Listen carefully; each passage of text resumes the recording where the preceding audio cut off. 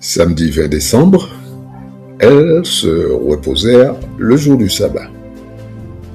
Et s'étant retournées, elles préparèrent des aromates et des parfums, puis elles se reposèrent le jour du sabbat, selon la loi.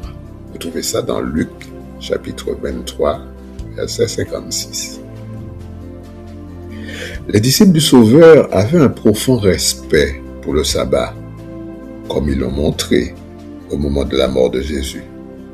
Quand vint l'heure du sabbat, ils interrompirent les préparatifs nécessaires à la sépulture de leur maître et se reposèrent le jour du sabbat, selon la loi, se proposant de poursuivre cette tâche le dimanche, premier jour de la semaine. On trouve ça dans Luc, chapitre 23, verset 56 et Luc 24, verset 1.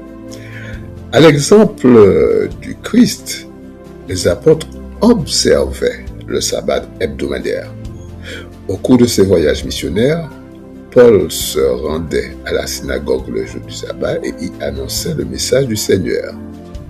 Il disait cela dans Acte 13, verset 14, Acte 17, versets 1 et 2 et Acte 18, verset 4.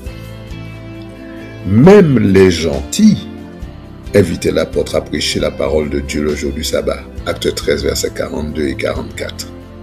Dans les localités où il n'y avait pas de synagogue, il cherchait à connaître le lieu où les croyants se réunissaient pour le culte du sabbat. Acte 16, verset 13. Il en était de Paul comme de Jésus. Le fait qu'il prenait part au service religieux du sabbat montrait qu'il reconnaissait le 7e jour de la semaine comme le jour privilégié, destiné à l'adoration du Très-Haut. Je vous souhaite un bon sabbat.